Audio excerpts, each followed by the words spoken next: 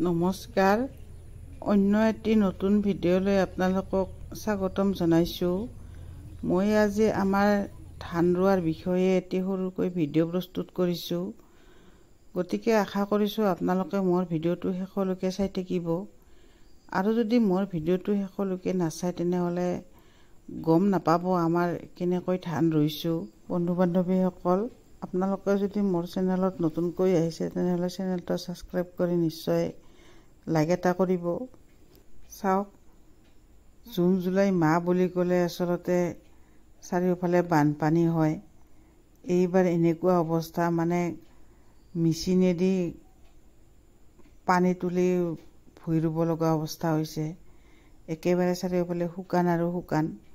অম্বুবাচীৰ আগতেই মানে যি অলপ বৰষুণ আহিলে, তাৰপিছত আৰু আমাৰ ইয়াত বৰষুণ বুলিবলৈ এতিয়ালৈকে অলপো নাই।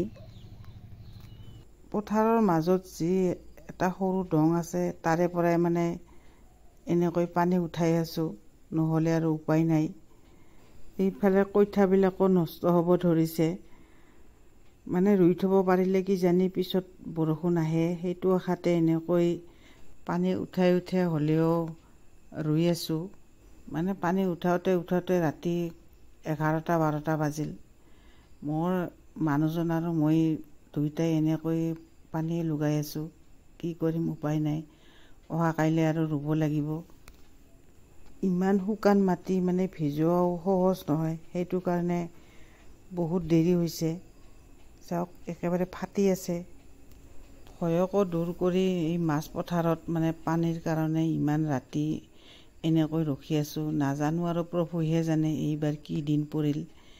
পিছদিনা ৰাতিপুৱা সোনকালে মানে হেণ্ড ট্ৰেক্টৰ মাৰি দিছে, নহ'লে আৰু পানীবিলাক শুকাই যাব। আৰু মোৰ মানুহজনে এনেকৈ কঠীয়াবিলাক আনি আছে। মানে আলি দি খোজ কাঢ়িব নোৱাৰে, আলিবিলাক শুকাই ইমান টান হৈছে, মানে ভৰিবিলাক বিষাই যায়। সেইটো কাৰণে এনেকৈ ৰোৱাৰ মাজেৰে মানে চেণ্ডেল পিন্ধি খোজ কাঢ়িবলগীয়া হৈছে। এনেকৈ মানে মেচিনেৰে পানী উঠাই উঠাই ৰোৱাটো বাৰু ৰুলোঁ। যদি সঁচাকৈ এই বছৰ বৰষুণ নাহে তেনেহ'লে পিছৰ অৱস্থা কি হ'ব চাওকচোন। আগতে ৰোৱাবিলাকৰ অৱস্থা এনেকুৱা হৈছে, মানে ফাটি চিৰি কি বুলি ক'ম, ক'বলৈকে ভাষা নাই। এনেকৈ মানে বৰষুণৰ আশাত চাই থাকিবলগীয়া হৈছে। চাওকচোন, এইবিলাকৰ অৱস্থা একেবাৰে দুখ লগা হৈছে। চাৰিওফালে মানে এনেকুৱাই হৈছে। আৰু যিখিনি অম্বুবাচীৰ আগত ৰোৱা হৈছিল সেইখিনিৰো সেই একেই অৱস্থা। ইয়াত অকল আমাৰে নহয়, এইটো অঞ্চলত মোটামুটি সকলোৰে ভুল বুলিও বোধহয় ভুল কোৱা নহ'ব।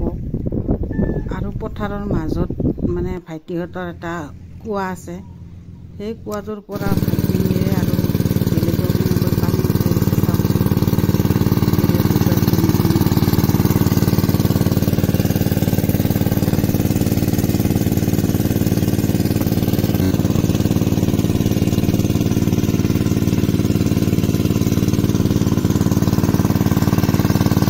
আৰু এইফালে মাজু ভাইটিহঁতৰ মানে কুঁৱাৰ পানী উঠাব নোৱাৰে, দূৰ হয়। সেইটো কাৰণে যোৱাকালি এটা ইয়াত চেলো বহালে আৰু আজি পানী লগাই আছে। চাওক,